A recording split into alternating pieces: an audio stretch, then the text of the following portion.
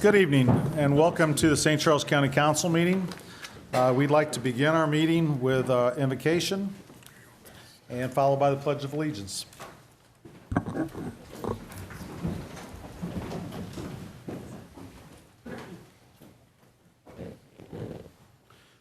I invite you all to join me in a brief word of prayer. O great and merciful Lord, we give thanks for the opportunity to gather today. We give thanks for the chance to see our communities become enriched, become better places. We give thanks for the wisdom that is gathered in this room to oversee your world, this providence of yours. We give thanks for the opportunity to do your will, to bring justice, mercy, peace to all who seek it. We ask that your wisdom be part of our decision-making. We ask that your patience be part of our deliberation.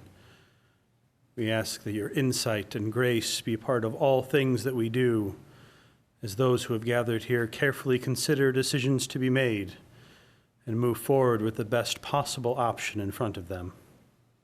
We give thanks for those whose service is given here tonight, both our volunteers and our elected officials. We give thanks, as always, for the opportunity to stand in your green world full of life and wonder. All of these things we give thanks for and ask for in your blessed and holy name. Amen. Amen. Mr. Rouse. I pledge allegiance to the flag of the United States of America and to the republic for which it stands, one nation, under God, indivisible, with liberty and justice for all.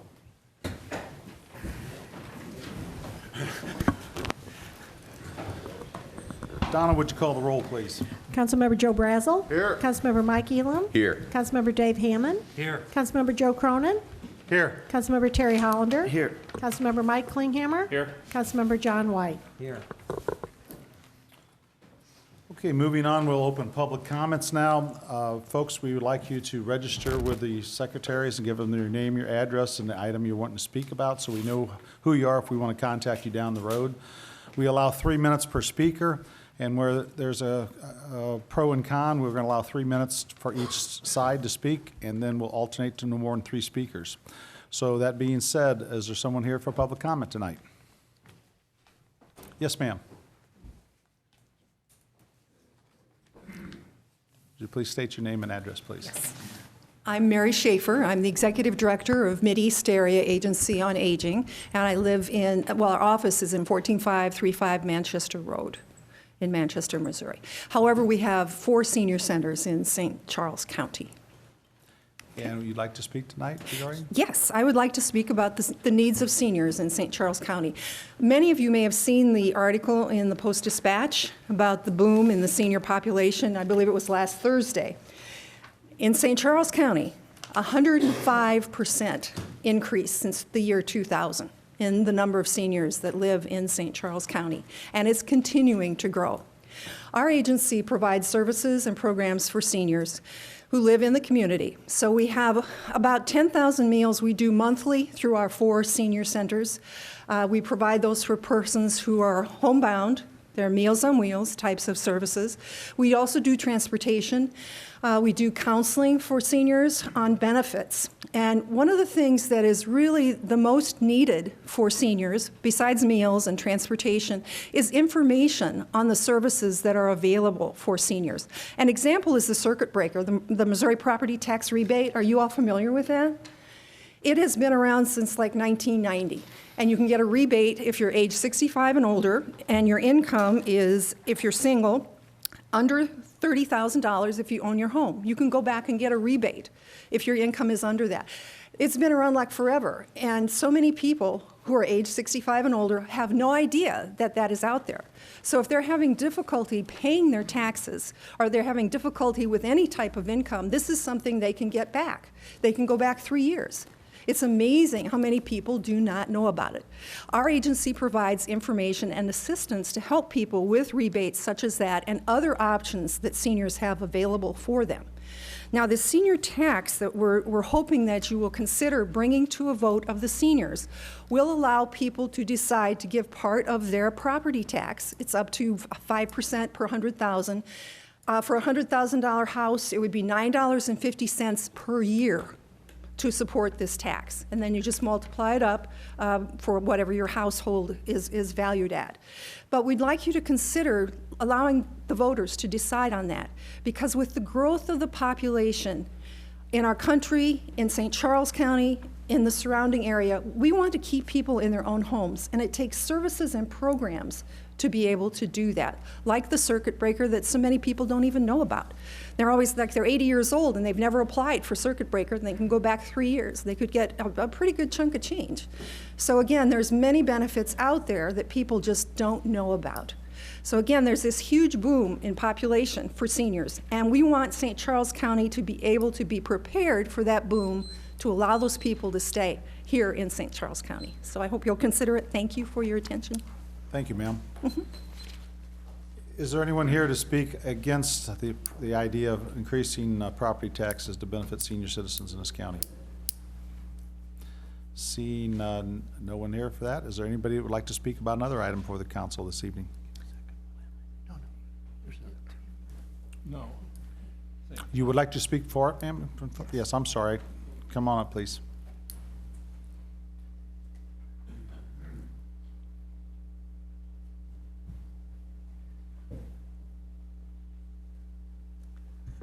Hello. My name is Sister Carol Boschert. I'm a precious blood sister from O'Fallon, Missouri. Although my personal life was begun in South St. Louis, I have roots in this area. My dad was a Boschert, born in Portage de Sioux, and my mom was a Schneider, and there's hundreds of them. She was born in St. Peter's, but there's a lot of them around, and half of my cousins I don't even know. So there's many elderly people, including in my community. Thankfully, because we sold our skilled care facility to Mount Carmel, and before that to another organization, we were able to get Medicaid for most of our sisters. Because I was employed in a good paying position as a physician assistant in Texas, I am not eligible for Medicaid. But there are hundreds of elderly out there who need assistance. I've discovered that more recently as I'm a member of the St. Vincent de Paul Society at Assumption Parish in O'Fallon, and it's just amazing the number of people and seniors who can't afford to get their houses repaired, to buy food, to pay their rent, to get gasoline so they can go look for a job. It's just tremendously a burden for them. And this Seniors Count initiative, which if it's passed by you all so it can go on the ballot, it will let the people decide, so that seniors over the age of 60 years will be able to age in place, will be able to feed themselves, will be able to get the psychological help they need, and whatever else that they need to continue to live with dignity. The survey taken in 2012 said there were 339,000 residents living in this region who were 60 years and older, and 36,000 who were 85 years old and older. So we can be sure, that was 4 years ago, we can be sure that they're growing, and they're going to continue to grow because we're not getting any younger. And you all can testify to that because we're all in the same boat here, I think. So the money raised by the tax will be controlled by you all, by St. Charles County. And it will be similar to the Children's Service Fund and the DDRB, which works well in St. Charles County. So in conclusion, I would like to thank you for listening to me and ask that you please include this on the ballot so the people get a vote. Thank you. Thank you. Someone else who would like to speak for the Seniors Initiative this evening? Thank you, Mr. Chairman, and member of the council. My name is Don Kallikak. I'm a vice president for Mercy Health. I live at 160 Hunters Point Drive, which is in unincorporated St. Charles County. Been in this house for 30-something years. And perhaps you know that's near Kisker in the Page extension. When a lot of people think about health care, they think of the episodes of care that they get. So maybe they think about being admitted to the hospital or taking a trip to the emergency room in an urgent care center. Typically, most of us see a physician more often than we go to the hospital. So we often visit the physician for a well checkup or for an illness of some kind. I'm sure you all know what our doctors tell us is there's so much that affects our health status that it really is outside the control and the realm of how we normally define health care. My office at one time was right next to a bank of care coordinators who are social workers, if you will, in healthcare within Mercy. And their role primarily was to make sure that patients, particularly those who had chronic illnesses, make sure that those patients took their medications, kept their doctor's appointments, or did other necessary actions to maintain their own health status. So these care coordinators would actually be, I would hear them calling and say, Helen, this is so-and-so from Mercy. I'm checking in to make sure that you did the following that your doctor wanted you to do. Oftentimes, they were stymied when the patient they were calling said that they didn't have a ride to go to the doctor's office and keep that appointment they were scheduled for, or that they ran out of cash, or they perhaps forgot about filling the prescription that the doctor ordered.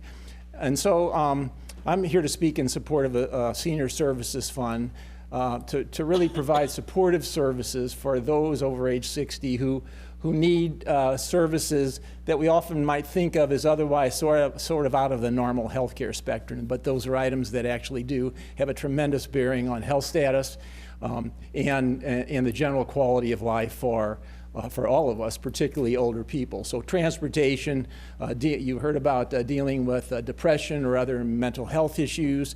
Many seniors who are alone feel isolated and don't have the resources or the knowledge on how to reach out to have socialization. And all these kind of issues do affect the health status. They affect the cost of health care down the road, and are really important issues from the health providers' perspective in trying to keep people well.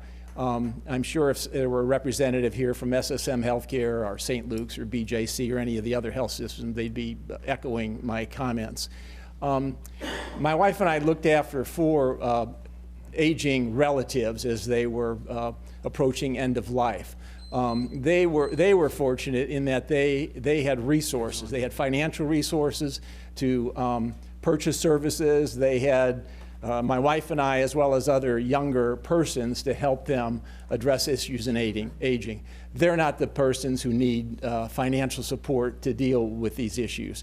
But there are many people, as Sister earlier said, that are isolated, are lower income, and don't have financial resources to really kind of navigate the personal issues that do affect their quality of life and their health status overall. So I certainly would encourage and thank you for your consideration of establishing a health services fund and having the voters of St. Charles County decide the issue later on this year.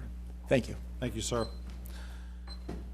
Okay, one last time, is there anyone here that would like to speak in opposition of the Senior Services Initiative? See none. Is there anyone that would like to speak about any other items from the councils tonight?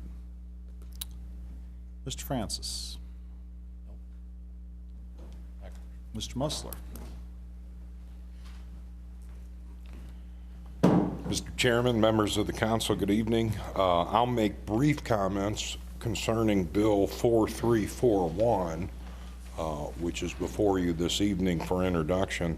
That is a bill that asks that the council consider rezoning a tract of land. And this particular piece of property is on the east side of Lake St. Louis Boulevard, south of Hawk Ridge Circle, and north of Hawk Ridge Trail. It's kind of in between those two streets. This property is 10.0 acres in size. has 330 feet of frontage on Lake St. Louis Boulevard and is represented on that colored board by what we actually have in color. 1,300 feet deep, so I would call it a long, skinny tract of land. It presently is in the agricultural zoning category, and we ask that you consider changing it to the R1D, D as in dog, single-family residential district. The development plan is to develop a single-family residential subdivision of 27 lots.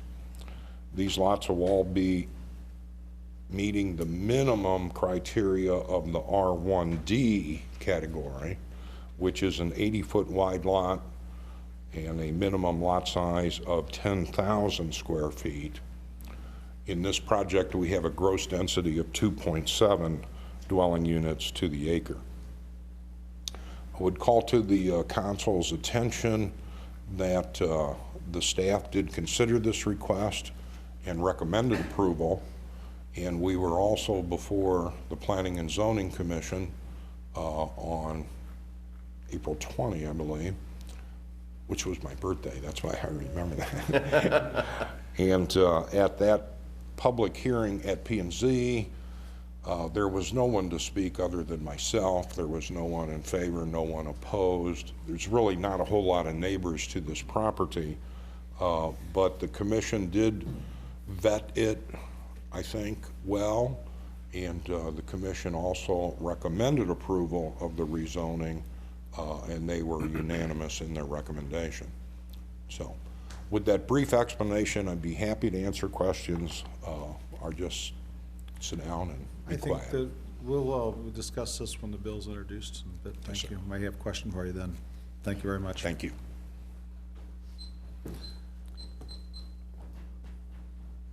Is there anyone here that would like to speak in opposition of bill number 4341, which Mr. Missler just brought up? Hearing none, is there anyone like to speak about any other item this evening? Mr. Dienoff.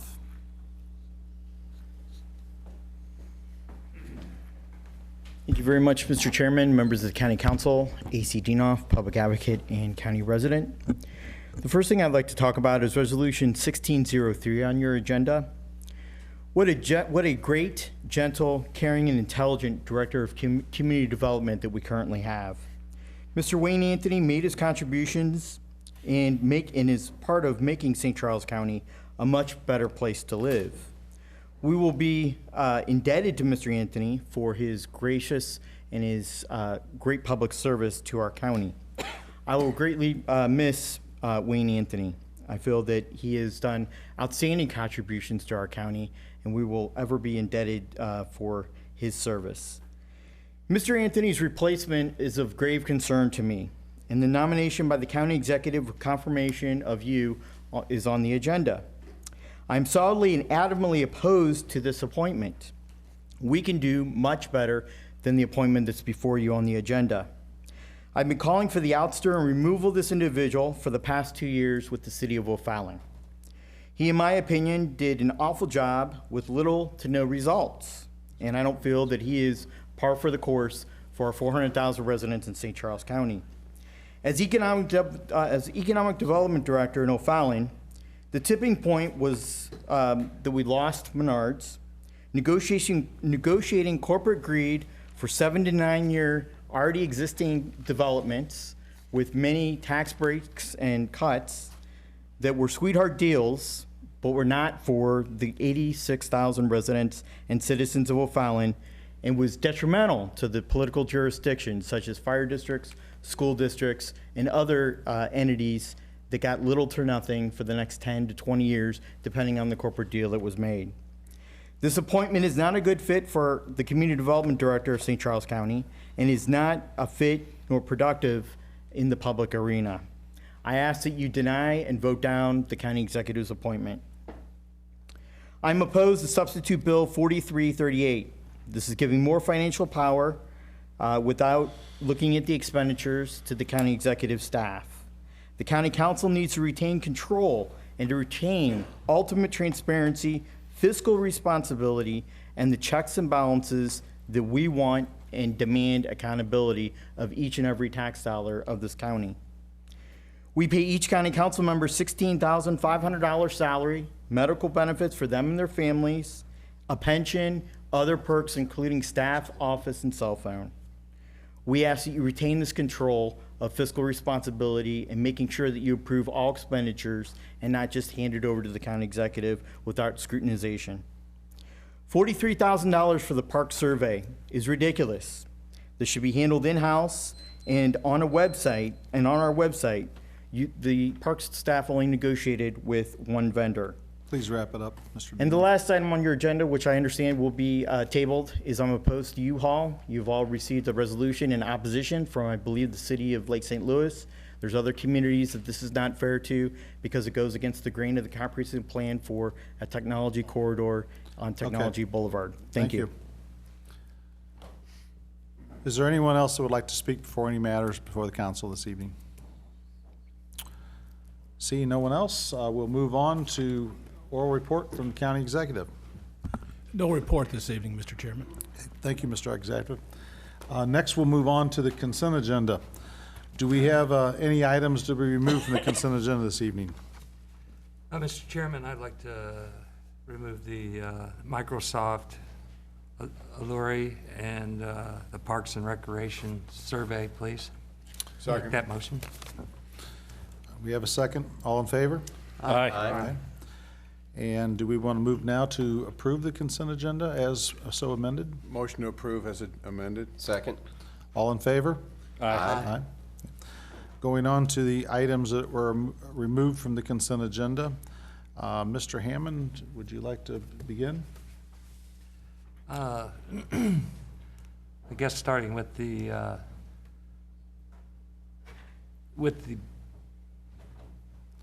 Parks and Recreation, this survey, I don't know exactly why we're spending money on this, why this can't be done in-house. If somebody would like to speak to that, I'd be glad to. Mr. Chairman? Yes, sir. Yeah, I'll speak to that. Yes, sir. This is a survey that we talked about at budget time.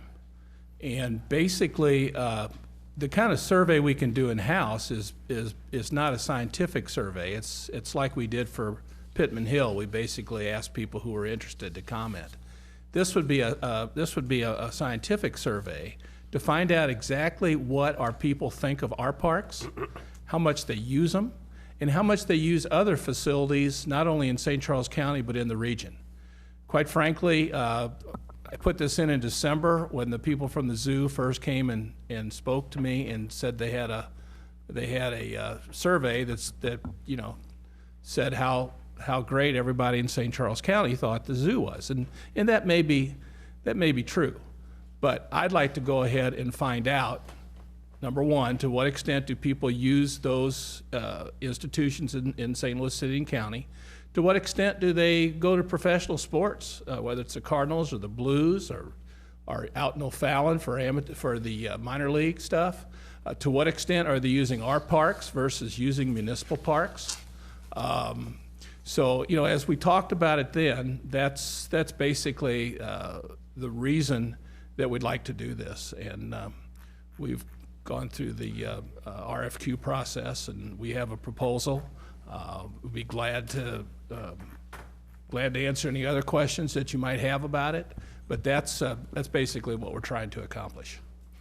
And you feel that the selected vendor for this from the RFQ is the best for us? Yes, we've given it a lot of thought. Okay. Any other questions? Yeah, Mr. I'll Brazel? just point out the comment that was made. There were six, you made 6 requests. You had 6 and 1 qualified. So I just wanted to point that out. Yeah. Somebody said there's only Okay. 1. And then also, so Steve, is this going to be like just St. Charles County, or is this abroad? This will be our residents to find In our out what they county? think of our parks, the municipal parks. To what extent do they hunt and fish? To what extent do they, attend amateur sports events? To what extent do they go across the river? If we want to continue this discussion about, the St. Louis County institutions and everything, I'd like to know just how important they are to our people. And obviously, we're going to have people show up on both sides of that issue. But unless we do some more scientific survey, I don't think we're really going to know how the man on the streets really feels about some of these issues. No, I think it's a good business plan because we spend all this money we're doing our parks every year, and we're trying to have a master plan, and I think this fits into that master plan. But Jennifer's going to be working on this. She may have some thoughts. Yeah, I think the one thing I add is we're doing two components to that survey. One will be by telephone, and that'll be of St. Charles County residents. The second component of that will be that same question set, but in a web-based platform that we can share more broadly. I think as part of developing not just a master plan for the park system, but a marketing plan for the park system, it'd be really good at this point for us to have an assessment of what is everyone's knowledge level of the county parks throughout the region. Because obviously we can certainly attract folks from St. Louis County, Lincoln County, Warren County to come attend our county parks. They are more of a destination than they are just a local park system. But we need to have a threshold or a baseline of identification by individuals throughout the community about the park. So two components of that, but we'll focus the telephone portion on county residents only. Councilman Klinghammer, you had some questions. Yeah, I think that it's absolutely critical that we ask the people what type of activities they want to use in the parks. I mean, we spend millions of dollars on developing the parks, and we're also at our leadership moving more away from the passive use and start using more active use activities within our parks. And I think that it's critical that we know what the people want, what their expectations are from the county park system, so that we don't end up wasting money instead of doing more planning up front. So I think it's absolutely a good idea. I have no qualms whatsoever about approving the expenditure of funds. And Councilman, to your point, 20 years ago, the county did that. They conducted a major study about what the citizenry wanted from the park system. And here we are almost 20 years later. It's a good time to do a course correction if we need to do one. Right. I think we've accomplished a lot of those goals that were brought out with that. And as time goes on and evolves and the county continues to develop, it's important that we continue to ask and get feedback ultimately from the people that are paying the taxes, so that we know that we're expending it in the proper fashion. So thank you. Councilman Elam. So most people know that we have the Mo Cowbell that happens every fall, and we'll get 5,000-6,000 runners that take part of that out here on the riverfront. Saturday, they did the Mo Cowbell off-road, the uncorked 100K. Yep, they ran 100 kilometers. That's insane. But anyway, it was at Klondike Park. So you had people from 7 states who were at Klondike Park who spent all day long. The first team went off at 7:30, and I emceed all day long, so the last team got there at 7. Some folks have personal victories that we all don't need to share. But anyway, they could have run a whole lot faster is my whole point of that. So we had 600 people in Klondike Park, most of which had never been to Klondike Park before. They didn't know the park was there. Now, they ran all through it all day long, so they saw more of Klondike Park than pretty much anybody in St. Charles has seen. But those kind of things are great marketing opportunities that I'd like to find out. What do these people want from our parks? And can we do more of those type things and engaging our citizenship all throughout? Because we have a wonderful park system. The problem is, it's a great secret that we have a wonderful park system. People kind of know about it, but they don't know a lot of details. And I'm thrilled that we're doing something like this, because I think it's time, like Mike was talking about, we'd like to find out, can we make them more active parks? Is passive parks what they want? What are the people looking for from our Parks Department? So I'm definitely in favor of doing this survey, and I look forward to what we hear. Any other questions or comments regarding this? I would just ask that you would inform the council of the questions that will be proposed, and then we give a little bit of back and take feedback on this, because this is very important. If we're only going to do one every 20 years, we want to make sure we get this right. Okay. Okay. So with that being said, I'll make a motion to approve. Second. All in favor? Aye. Aye. Opposed? See no opposed, we'll move on to the second item that was removed from the consent agenda. There's a proposal from Director Long to use some cloud services, okay? And part of it is on this evening tonight. It's a bid for the Azure subscription service, I believe, for $298,000. It's over a 3-year period, so the first pilot will be about $100,000 for the first year. And I asked Simon if he would kindly come up here and explain to us, you know, what this is about and why he thinks we need this.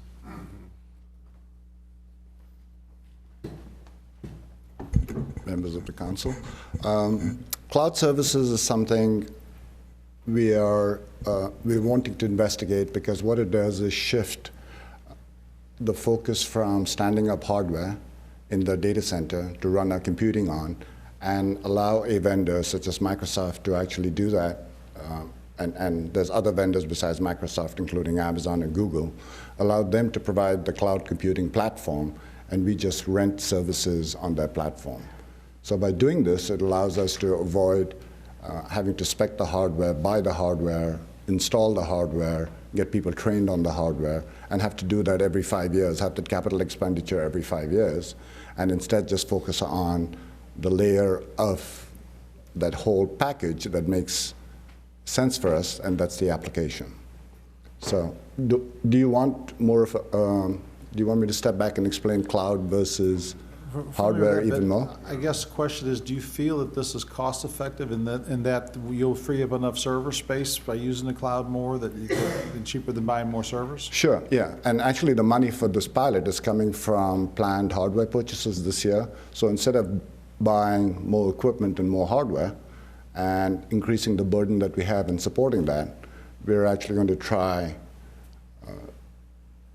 buying cloud services that provide the same function from a vendor who, in most people's opinions, better at it than doing it than most individual organizations. So we should see less bills for thin blade servers, because we sure bought one of those yes. the last few years. Yes, it'll be offset. All the hardware purchases over time will be offset into cloud services. And would there be any savings to the data, since we're saving it on the cloud? Do we have to utilize the Kansas City facility as much as backup? If it's successful, we can have our disaster recovery in the cloud, and we can phase out Kansas City. Okay. Any other questions or comments? Thank you for the explanation. Sure. Any other questions? This is something new that he contacted me about, and I thought it was important enough that we ought at least hear an explanation. I really appreciate you coming up. You're welcome. Thank you. With Any other that, questions? Yeah, that's it. Nobody has any other questions? I'll make a motion to approve. Second. All in favor? Aye. Opposed? It passes.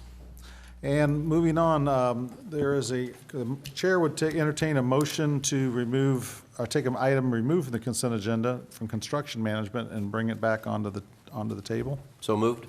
Okay. Second. All in favor? Aye. Opposed? Okay, at this point in time, I think we would like to have Corey come up here and give us a little explanation. This is regarding architectural design work for the jail. Yes. This is after going through our first phase that we already had approved and we're going through with the architect. The corrections facility realized that the amount of visiting spaces they're losing, they're a little concerned. So the next phase in the master plan was bringing in video visitation. So this is just moving that next phase up, getting it planned the way the contractor amendment was written, that we can have the architect go through and draw the blueprints, and we can bid it as an alternate to the main package at the same time. That way we could see the cost of it and decide at that time if it fits our budget or not. But it gives us that option. And the thought process was, if we do this now, just instead of doing the architectural fee later, it's still part of the master plan, it's just shoving some of the architectural fee up sooner. Corey, do you have the summary of the master plan with you that you could maybe put on the projector? Yep. So that they could see this was the next phase.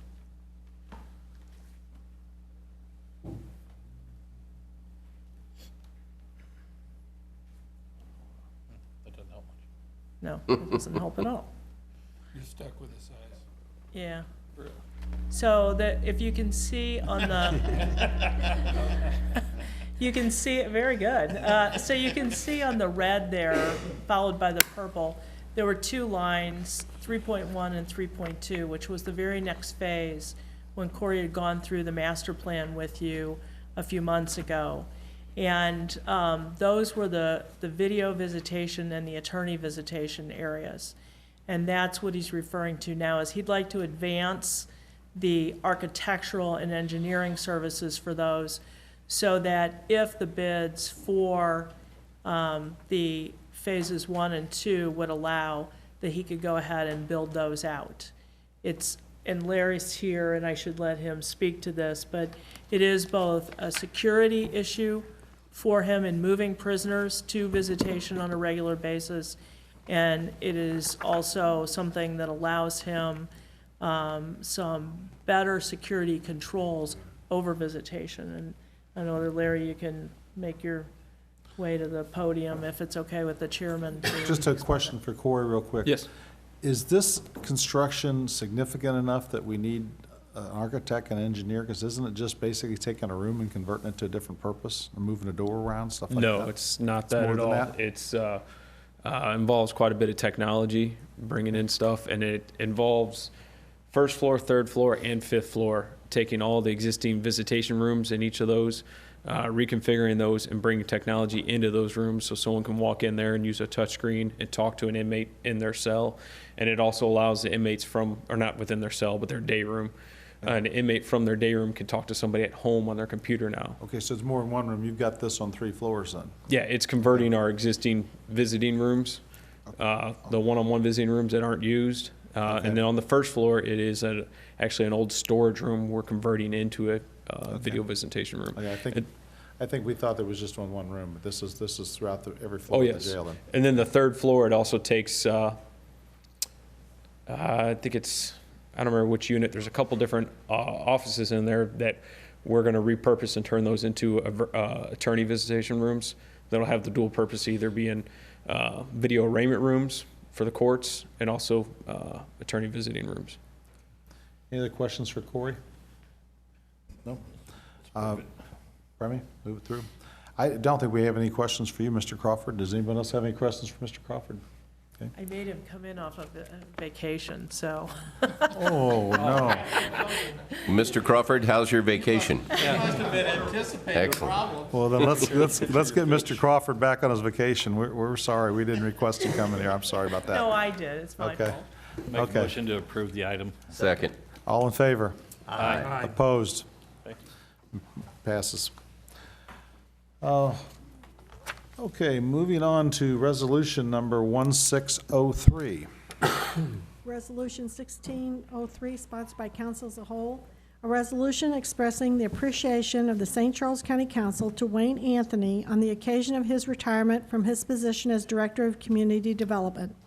Whereas Wayne Anthony began employment on July 14, 2003 as the Director of Community Development, thus beginning a distinguished career with St. Charles County, and whereas Wayne Anthony became the first director in St. Charles County government to oversee the Building Division, Planning Division, Neighborhood Preservation Division, and the Development Review Division, whereas Wayne Anthony directed the installation of a new electronic permitting system, guided the office towards a paperless operation, and whereas Wayne Anthony will no longer be able to amuse and enlighten us with stories of his service in the infantry and his comparisons of lessons learned handling artillery to planning and zoning concerns, and whereas Wayne Anthony is known for his fondness for sailing the lakes of the Midwest with his first mate Cindy on his naval fleet that extends from Illinois to Arkansas, and whereas Wayne Anthony has sold his home and is moving his first mate, his Frisbee partner, and their belongings to Kansas City to be closer to his family, and whereas it was always a pleasure working with Wayne Anthony,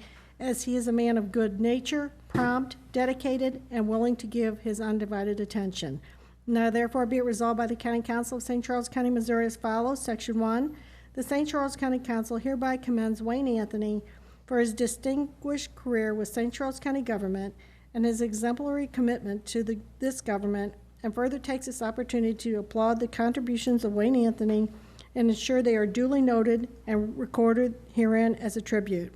Section 2, the St. Charles County Council, on behalf of the citizens of St. Charles County, hereby express sincere appreciation and heartfelt thanks to Wayne Anthony for his many years of dedicated service, and wish him every happiness and well-earned enjoyment in his retirement as he looks back with pride on his accomplished career.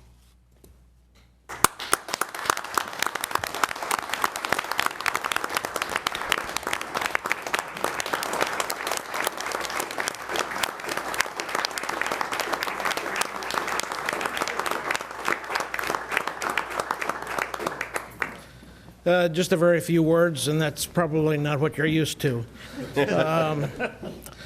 I really appreciate working with the council and the staff. Since the day that I arrived here, the council has been very respectful of staff, has allowed staff to give you opinions and advice, and sometimes you take it and sometimes you don't, but you don't end up keeping score on who won or who lost, or you don't hold things against somebody who's making a recommendation. And I really appreciate that, and this is one of the unique councils that I could really say that about. And so again, thank you for the opportunity to serve the council. And Mr. Ellman, thank you for the opportunity to work with you and serve for you. Thank you. We're going to miss you, Wayne.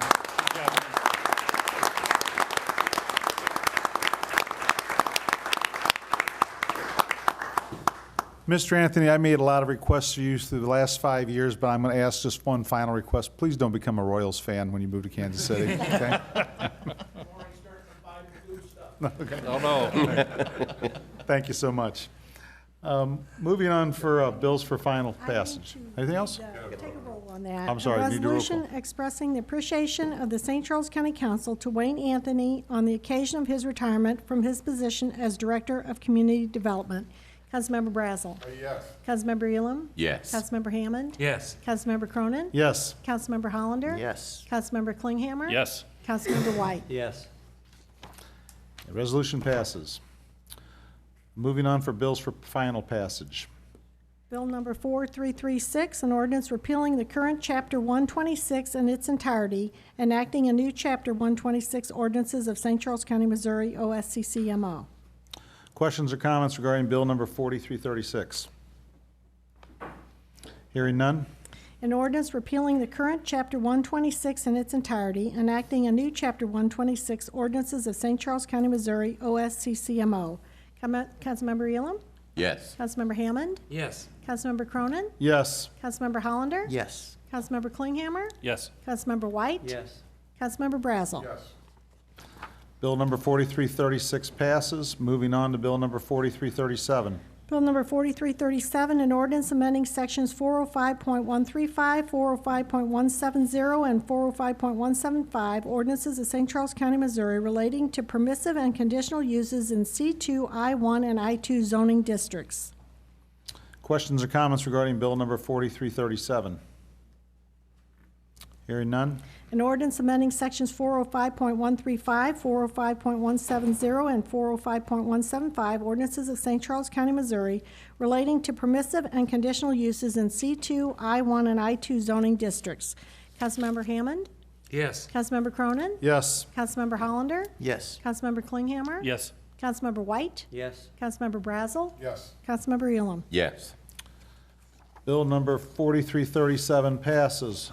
Moving on to bill number 4338, the chair will entertain a substitution on this. Mr. Chairman, I'd like to make a motion to replace Bill 4338 with substitute Bill 4338.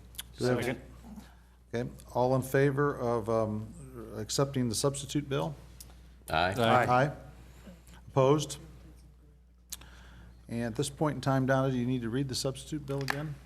I can do that. Substitute Bill number 4338, an ordinance repealing Chapter 135 purchasing policy and enacting a new Chapter 135 purchasing policy, ordinances of St. Charles County, Missouri, OSCCMO. Questions or comments regarding substitute bill number 4338? Hearing none? An ordinance repealing Chapter 135 purchasing policy and enacting a new Chapter 135 purchasing policy, ordinances of St. Charles County, Missouri, OSCCMO. Councilmember Cronin? Yes. Councilmember Hollander? Yes. Councilmember Klinghammer? Yes. Councilmember White? Yes. Councilmember Brazel? Yes. Councilmember Elam? Yes. Councilmember Hammond? Yes. Bill number 4338 passes. Moving on to bills for introduction, just beginning with bill number 4339. Bill number 4339, requested by Craig Tykowski, sponsored by council as a whole, an ordinance establishing new traffic regulations and establishing penalties for violations thereof. Questions or comments regarding bill 4339? Moving on, Bill number 4340. Bill number 4340, requested by Wayne Anthony, sponsored by Joe Cronin. An ordinance amending the zoning district map of the County of St. Charles, Missouri by rezoning land from A, Agricultural District to C2, General Commercial District, as per application RZ 16-000003. Questions or comments regarding Bill 4340? Hearing none. Moving on to Bill 4341. Bill number 4341, requested by Wayne Anthony, sponsored by Joe Brazel. An ordinance amending the zoning district map of the County of St. Charles, Missouri by rezoning land from A, Agricultural District to R1D, Single Family Residential District, as per application RZ 16-000004. Questions and comments on Bill number 4341? Only comment is this is a good fit for the neighborhood. It's, according to the master plan, it's got a mixed-use master plan, but he's just going to put in high-end residential. So I think it's a good mix or good use of the 10 acres there. It's between Highway N and Highway 40, so it's getting developed in that area. So. Okay. My only question for Mr. Musler, maybe for the next meeting, the roads in that development going to be private or public? And if they're public, will they be built to county standards and dedicated back to the county? So you got till next meeting to answer that one, okay? All right. Any other questions or comments regarding this bill? Hearing none, we'll move on to Bill number 4342. Bill number 4342, requested by Wayne Anthony, sponsored by Joe Brazel. An ordinance granting conditional use permit CUP 16-000003 for automobile, boat, truck, mobile home, manufactured home, modular home, and recreational vehicle storage to Keevan Brothers Storage LLC, property owners, and Gerald A. Keevan, applicant. Questions and comments regarding Bill number 4342? I got some questions. Mr. Keevan, do you have any kind of rendering or what? I know it's just a lot, but we talked a little bit about this. Or what kind of screenings are you going to have? You're going to have any kind of mounds? What are we doing about that? I sent an email and you may not have seen that. I was wanting to discuss that with you, but something similar to what is across the street as far as with a mound, roughly a 3-foot mound. And I think you had mentioned maybe three rows of evergreens, and would be something like that would be comparable to me. I think that's what we did on Highway N. If you guys remember, we had a storage lot. I don't particularly like these things at all, to be honest with you, but it's it's, I guess, a fair use of the property as long as it's screened properly. There was really no objections, so he said he would work with us on screening it properly, putting some nice trees in front of it, so up for conversation, I guess what we'll do is you and I'll get together with Plan Department, with Robert or whoever, and kind of come up with a plan on how to word it, how we want to do it, put some mounds up, put some trees in front of it, and that kind of thing. Sure. I'll stay after if you want to go over that. Yeah. Okay. While we may not necessarily like these, when we have ordinances that require that people can't store this stuff, they've got to have a place to store it. So it's a necessary function that we need. Right, I understand. Any other questions and comments on Bill 43? Mr. Chairman, I have a question. Yes, sir. I guess for Robert or Wayne or somebody. It says manufactured homes.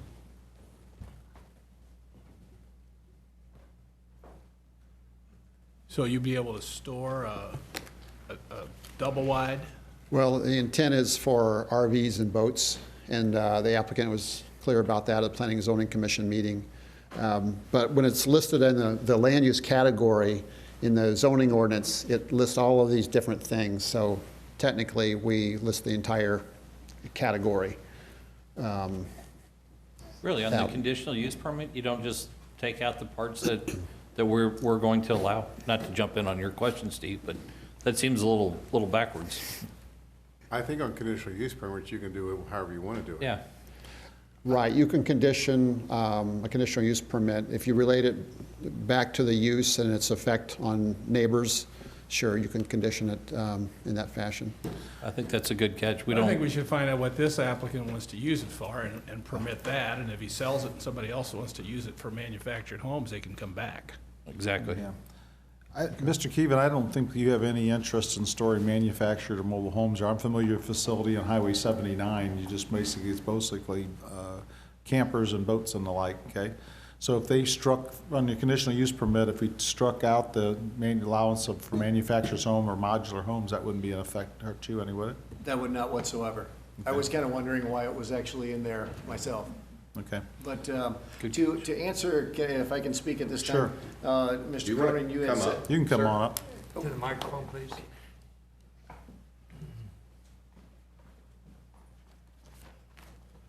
Jerry Keevan, 760 Hillenkamp, Weldon Spring, Missouri. As far as the only thing I did want to mention, as far as the people that are waiting to get in these, and at this time, I have 83 people on a waiting list to get in my St. Charles County facilities. Wow. So just to let you know that we are full. And the residents definitely need something. I've had different people that have come and said, I wish I wouldn't have bought this thing because I can't find a spot to store it. And to me, that's pretty bad when we can't find a spot to store it. And to be quite honest with you, there's a lot of revenue that comes from RVs and boats that are being used in the county. We don't want them to not buy these things for sure, is my opinion. But anyway, that's all I have. But look forward to working with you. Yeah, we'll just figure it out. We'll talk a little bit Sure. after And, this. you know, I probably one of the closest houses to one of his existing facilities, and he runs a clean ship, so there's nothing, no junk in there. It's nicely landscaped and no problems whatsoever in the neighborhood. So I hope you can do the same thing in this area. Absolutely. Thank you. Any other questions or comments regarding Bill 4342? Okay, moving on to Bill 4343. Bill number 4343, request by Wayne Anthony, sponsored by Mike Elam, an ordinance establishing the Guttermouth Road, Wood Glen Estates Sanitary Sewer Neighborhood Improvement District and ordering the preparation of plans and specifications. Any questions or comments regarding Bill 4343? Hearing none? Bill number 4344, requested by John Greifsuz, sponsored by council as a whole, an ordinance authorizing the county executive to execute an amendment to the intergovernmental agreement with the city of Wentzville that extends the completion date of the construction of Logistics Optimization Center that will supply auto parts and provide other services to the Wentzville GM plant. Questions or comments regarding Bill 4344? This is in my district and basically gives them an additional year because the project's a little bit behind, so there's no controversy regarding it, I believe, whatsoever. They're talking like they only need a month or so. Yeah. I hope that's right. No problem there. It's a 1 million square foot warehouse, should create a lot of jobs in our county. Okay, moving on to Bill number 4345. Bill number 4345, requested by Dave Todd, sponsored by council as a whole, an ordinance authorizing the county executive to execute the Human Trafficking Task Force Memorandum of Understanding and the associated cost reimbursement agreement between St. Charles County and the Federal Bureau of Investigation. Any questions or comments regarding Bill 4345? Hearing none, we move to Bill 4346. Bill number 4346, requested by Joe Brazel, sponsored by council as a whole, an ordinance opting out of the annual sales tax holiday for the purpose of providing additional narcotics enforcement resources to address the serious issues presented by heroin and other illegal narcotic trafficking, and amending the 2016 budget for positions within the St. Charles County Police Department. Questions and comments regarding Bill number 4346. Mr. Brazel. Well, I'd like to thank the council for hearing this bill out. I talked to Mr. Cronin, I talked to Mr. Klinghammer about this. We were having some issues in a particular area in St. Charles County with a lot of drugs and underage drinking and things like that. And so me and Mike were racking our brains trying to figure out how to handle some of these issues. And with the Drug Enforcement Task Force in St. Charles County, it's a county-wide unit.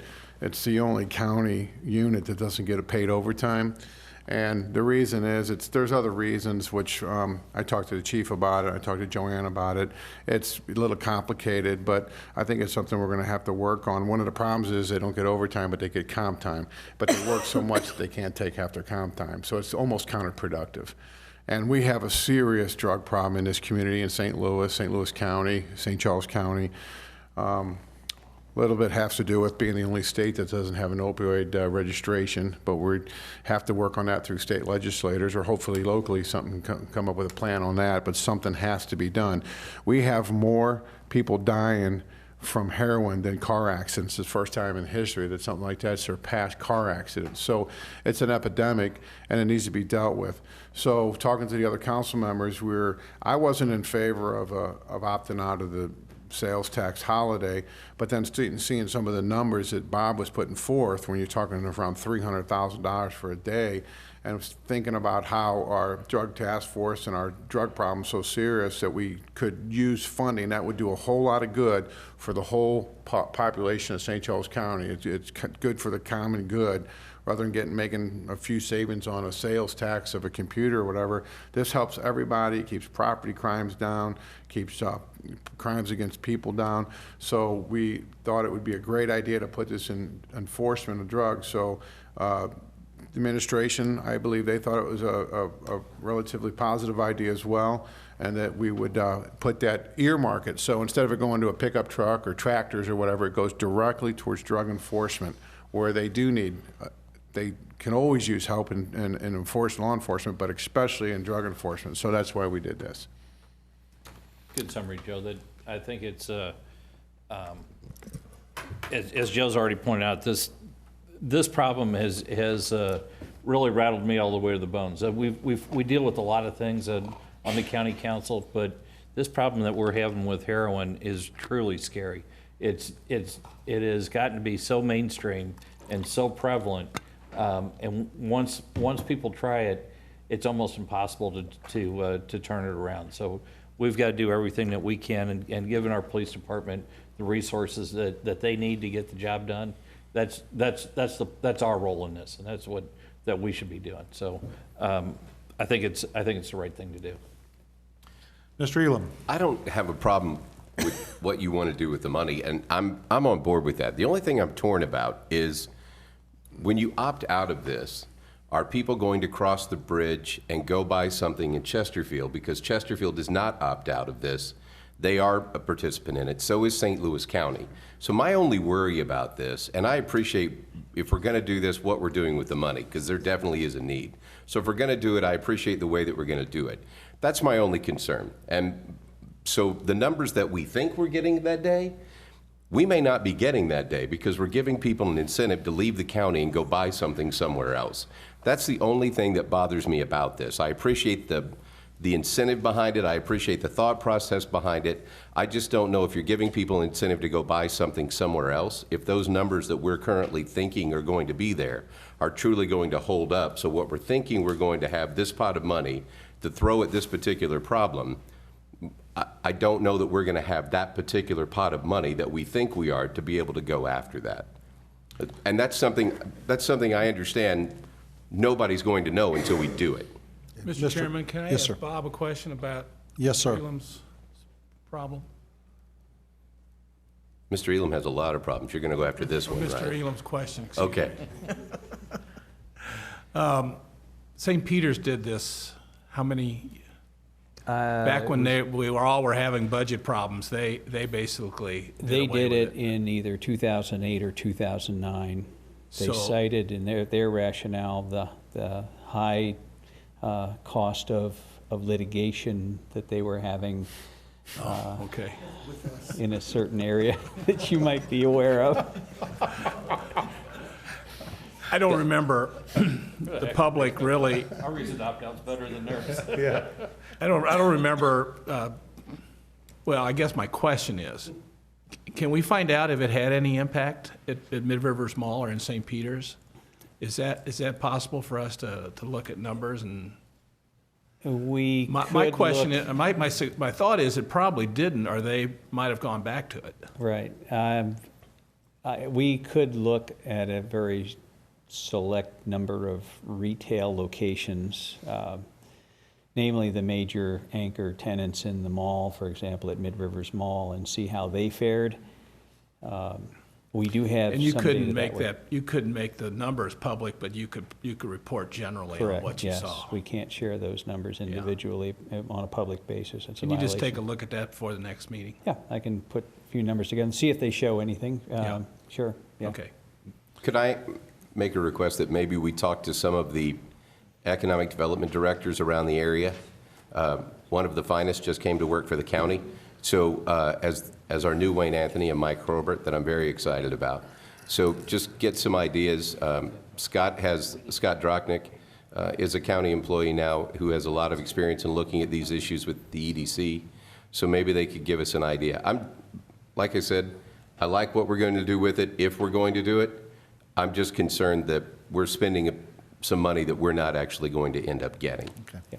So that's it. I have a comment regarding that. As a retailer and someone who doesn't really like sales taxes, you folks have probably heard that before from me, I'm going to say they're not going to drive to Chesterfield, okay? If they want to avoid sales tax, okay, they can go on Amazon and buy that laptop for Johnny, okay? But the same token, I ask a lot of parents this question. What would you rather do? Would you rather save a few dollars on school supplies like a backpack for your son Johnny? Or would you rather make sure there's a couple extra drug enforcement officers around so maybe the Johnny don't get access to those drugs in high school? And overwhelmingly, everyone has said keep the damn drugs away from the kids in this county. So for that reason, I'm fine with doing this. I think it's a great idea, and I want the citizens of the county to understand that, yeah, they're not going to get that break in that book bag for their kids when they go to buy it on those days that they could get maybe some other places. But we're going to take that money, we're going to use it wisely, we're going to try to beat this drug problem, keep it away from our kids. And with that stated, that being said, do you have some comments, sir? If we don't do something to help work on the drug problem, some of the kids aren't going to need book bags, and they're not going to need computers. Yeah. Yeah. And, Mr. Chairman, Yes, if I ma'am.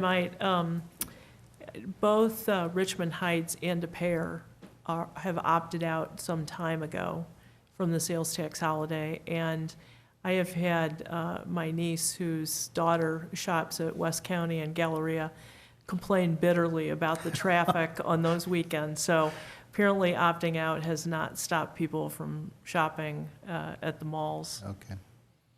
Any other questions or comments regarding this? Okay. Thank you for everybody. Okay, moving on to, table bills. Mr. Chairman? Yes, sir. I'd like to make a motion that we remove the following bills from tabled bills. Bills number 4330, bill number 4329, and also bill number 4331. Do I hear a second? Second. Okay. All in favor of removing those bills from the table and bringing them back for open discussion, say aye. Aye. Okay. Okay, I guess we'll begin with bill number 4330. Mr. Chairman, I'd like to make a motion to replace bill number 4330 with substitute bill 4330. Do we have a second for that? Second. All in favor? Aye. Opposed? Okay, we'll move on to discussion of bill number 4330.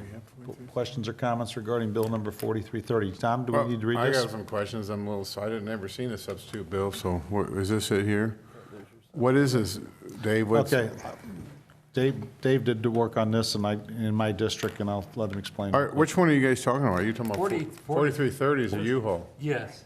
Yes, That's- I'm sorry, we got them mixed up. The Okay, that's 4330. fine. The only All thing right. that's come to light about that is apparently the elevations and photos of this that was sent to is a significantly more attractive building than what we started out with, I think. Well, but the thing is, though, that the photos you guys haven't actually pinpointed what it's a variety of different elevations, isn't it? You haven't given us a specific elevation.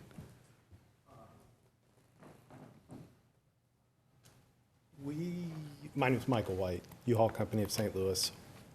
We're still in negotiation with the property because it's based on the decision of the council as far as can we get the conditional use permit and go forward with our rendering that we have. So, Well, here's some of the problems that we have. Lake St. Louis filed a remonstrance claiming that it's not a high-tech zoning issue.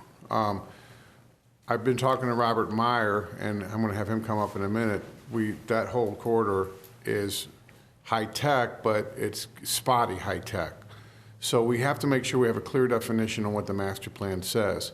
According to Robert, he says that intersection is not high-tech. So that's what, we have to first find out what the master plan clearly says, and then make a determination if the facility is a nice looking, so you guys understand, as a county councilman, we can't dictate on what a building looks like, but under conditional use we can. So we can say, we want this to be brick, or we want this to look like this. So that's why it's important for us to see the rendering. We can't just have multiple choice. Yeah. Did you, There was a rendering that was sent of the Mesa, Arizona location. I hope you brought that with us because it was a pretty... I have. Yes, and that was sent out to all the council. But I thought it said that was just one example. You didn't say that was the example. This is our... What you see here is the national model that U-Haul is putting up all around the country. So with the council's approval, this is what you'll find at that location. I have it. Let's see if I can get this up here. That's what you can expect at that location. And I know that's not extremely defined or visible there. So that's like the one on Highway K and where Mexico, Yes. wherever it is, or somewhere The there. facility at Cave Springs and 70 in St. Peters and the location on Highway K in O'Fallon are a similar building. Some characteristics are similar. Those were built 15 years ago. And at that time, that was the national model that we did our best to stay with. Of course, we work with different counties, municipalities, to kind of follow the guideline that they would like to see in conjunction with what we are going along with. In planning and zoning, we gave an initial presentation of a metal building which had some concerns with that model, and this is what we came back with to hopefully address some of those concerns. I also have a sample panel of, this is the Kingspan material, which I don't know if you have it on your screens. It's up here on this. This is a green material. It's still laid on metal, insulated, with what I would almost describe as a stucco material right here. This will be installed by a company in St. Charles County that will put this up on the building. It'll be a local company that does this.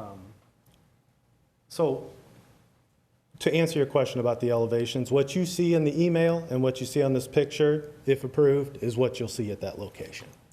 I guess what I would like to do, and whatever some of the council members like to do, is I did call the mayor of Garden Prairie, Dave Zucker, talked to him a little bit about it, and we didn't really have any specifics. And I want to talk to the mayor of Lake St. Louis to see what actually their objections are, because in a minute we can ask Robert Meyer, but I'm not sure that we're in a high-tech corridor in this location. But the reason why this is important is it is such a prime location. We want to make sure that everybody feels comfortable with it. I can promise you that we have no intentions on putting anything less than the absolute best. I'm not saying you are. We just want to make sure we know what you're doing. I understand. Dave, what was I'm sorry, go ahead. I was just going to say what they presented here is much better than what they proposed at the Planning Zoning Commission, and that was opposed to the building that was pretty much white and all-metal building that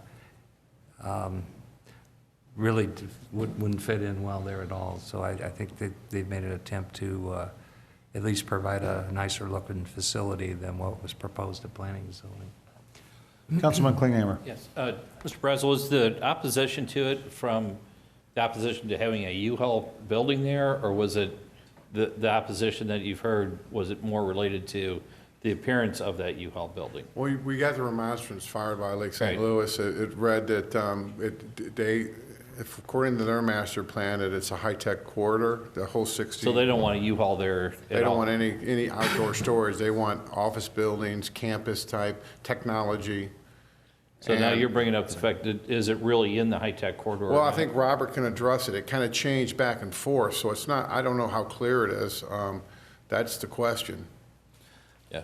Mr. Keevan asked a question. I have a question too. The surrounding properties, if I'm not mistaken, isn't there like a condo parking lot and some other stuff surrounding this? There's a condominium parking lot. There's also a mobile home complex that's there. I also own a particular piece that's right across the street from this. The city of O'Fallon has forced me into and annexed it into the city of O'Fallon. And we talked about a high-tech corridor, and they said, we don't see that high-tech corridor at all. This is the city of O'Fallon, to make sure I said that correctly. The city of O'Fallon said, we don't see that high-tech corridor. We see that as C2, and we are giving you C2 zoning, not high-tech.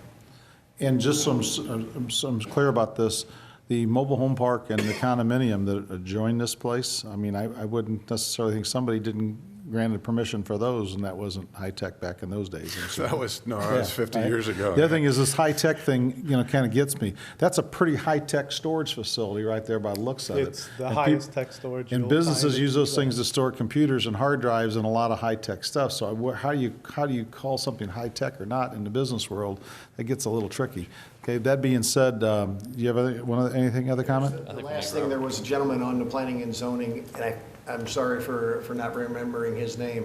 He said, I've used the other facilities of U-Hauls. He said, I can tell you that they're outstanding as far as service. Everything about them was outstanding, and I apologize for not having his name. Okay. But- Robert, could you come up and address that high-tech issue a bit, please?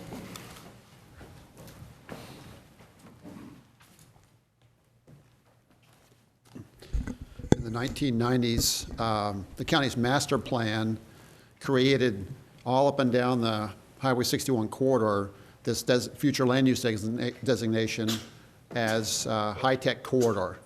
And it was a broad brush all the way up and down the 64 corridor. That changed with the 2008 master plan.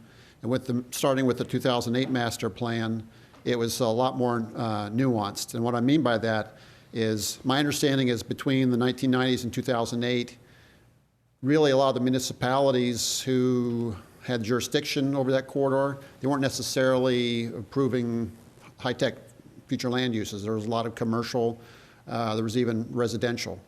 And so rather than doing the entire corridor as high-tech, in 2008, our master plan started reflecting certain campuses for Class A office space and high-tech industrial. And what I mean by that is, you might think of it more like beads on a string.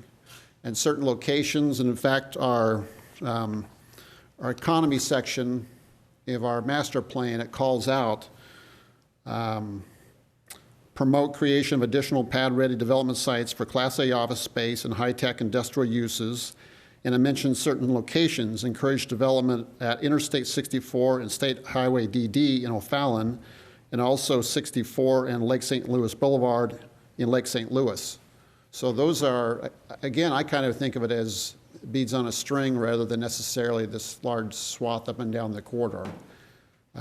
Concerning this particular location, it's zoned C2 commercial now. I noticed that Lake St. Louis, their letter from their city administrator suggested that this site would be better suited rather than a U-Haul for marketing it for office or retail. Well, that's actually what the zoning is currently. So those two uses are allowed by right in that zoning district, although this is obviously a conditional uses. Our master plan, for whatever reason, it actually shows this spot right here. It's surrounded basically on 4 sides by highways or major roadways. It identifies that as medium density residential. In other words, say apartments. Now, I believe that had we known that it was already zoned commercial, that we might have instead, this is me projecting here, but we might have instead looked at this site as for future commercial, for instance, for our own master plan.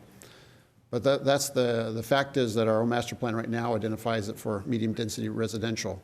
I don't think it's necessarily a great spot for medium density residential because of its the traffic that's going to be going on all sides of it.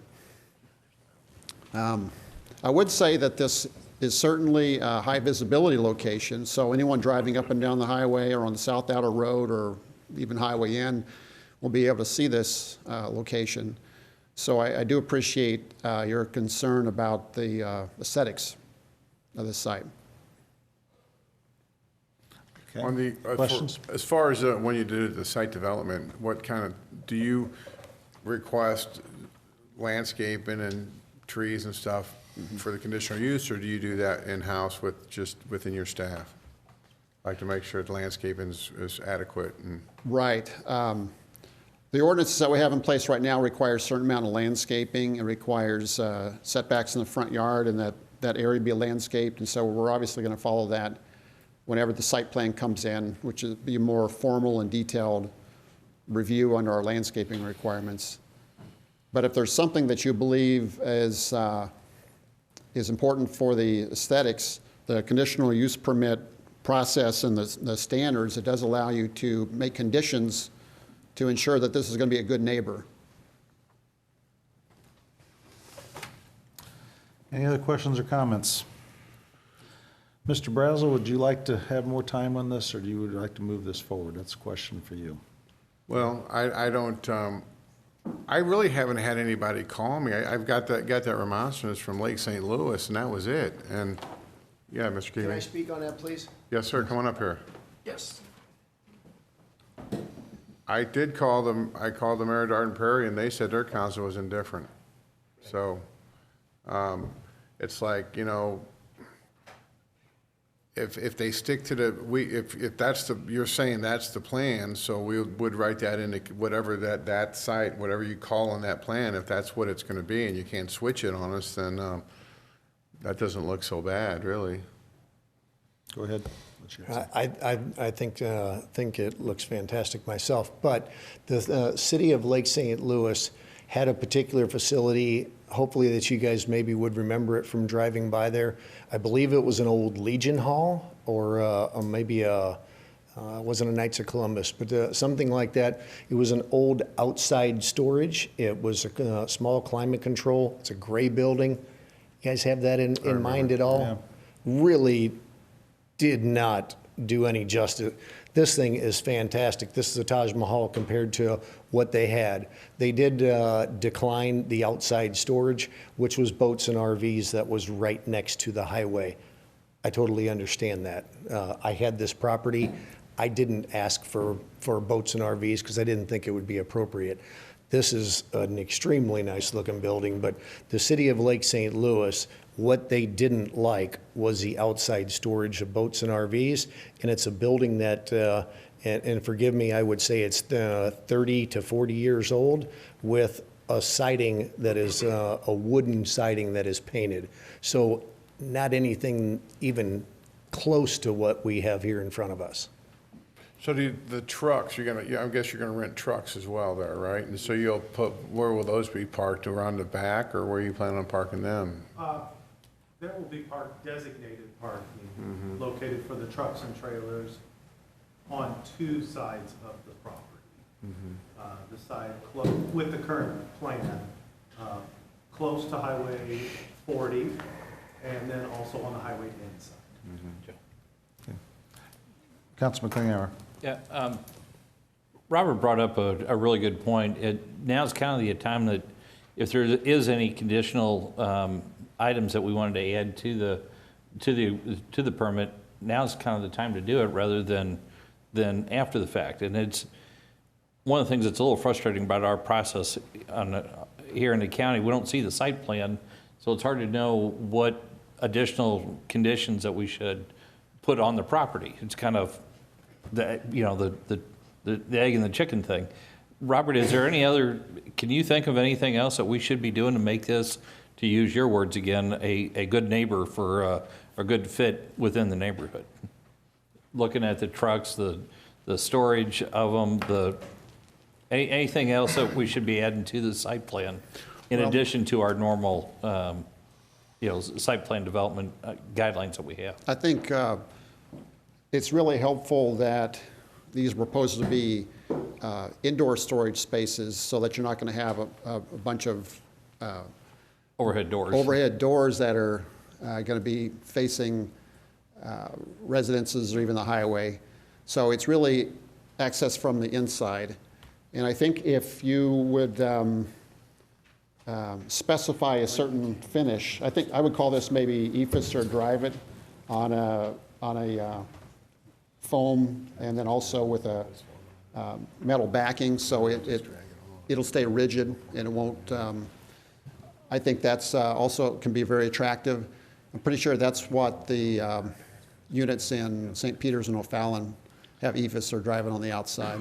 I'm comfortable with this building is a whole lot better than the first version that we saw, and I appreciate U-Haul company coming in and showing us a higher product than where they started off. But is there anything, Robert, that you can see from a site development standpoint that we should be adding as far as landscaping, setbacks, anything of that nature? And could we just put vague comments in there, for instance, like landscaping shall be done to improve the aesthetics of the property per the county planning department?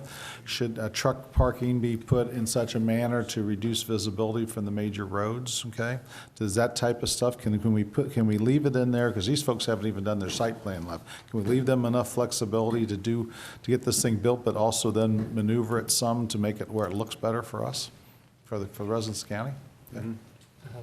Yep. Mr. Chairman, Yes, sir. I feel pretty confident that our zoning regulations will address the landscaping issues as they do other properties, regardless if they have a conditional use permit or not. I think we have pretty restrictive requirements as far as landscaping around the facility. The only other issue, I mean, there will be U-Haul trucks and trailers parked on this property. Nature of what they do. Yeah. That's what they do, so. Yeah, right, there's an area designated, as mentioned before, next to the highway, and obviously they're looking for visibility. You could relocate to another part of the property, but if you move around to the front side on the outer road, you're across the street from condominiums pretty much. So I think anywhere you have it on the property, it's going to be visible. Anything else? Yeah. Do you want to make a motion to table? Motion to approve? Well, no, I mean, you guys pretty much think it's a pretty good plan, so, Motion to accept. Second. Okay, all in favor? Aye. Aye. Opposed? You got to vote on Yeah, we have to call a roll. Okay, call roll? Call it and roll. All right, substitute bill number 4330, an ordinance amending the zoning district map of the County of St. Charles, Missouri by rezoning land from C2 PUD General Commercial District with Planned Unit Development Overlay District to C2 General Commercial District and granting a conditional use permit for self-storage or mini warehouses and truck and trailer sales and rental to Gerald A. Keevan and Glennon J. Keevan, property owners, and Americo Real Estate Company applicant as per application CUR 16-000003. Councilmember Hollander? Yes. Councilmember Klinghammer? Yes. Councilmember White? Yes. Councilmember Brazel? I know. Councilmember Elam? Yes. Councilmember Hammond? Yes. Councilmember Cronin? Yes.